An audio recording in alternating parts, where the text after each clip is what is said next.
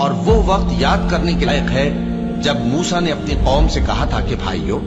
تم مجھے کیوں ایذا دیتے ہو، حالانکہ تم جانتے ہو کہ میں تمہارے پاس اللہ کا بھیجا ہوا آیا ہوں۔ پھر جب ان لوگوں نے کجروی کی تو اللہ نے بھی ان کے دل ٹیڑھے کر دیے، اور اللہ نافرمانوں کو ہدایت نہیں دیتا۔ اور وہ وقت بھی یاد کرو جب مریم کے بیٹے عیسیٰ نے کہا کہ اے بنی اسرائیل،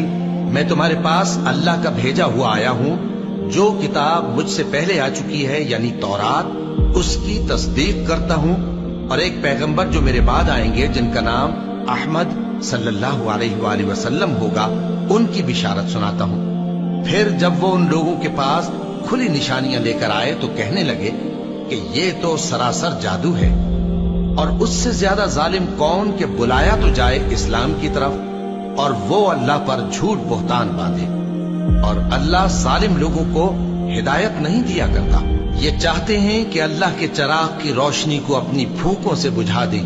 حالانکہ اللہ اپنی روشنی کو پورا کر کے رہے گا، خواہ کافر ناخوش ہی ہوں۔ وہی تو ہے جس نے اپنے پیغمبر کو ہدایت اور دین حق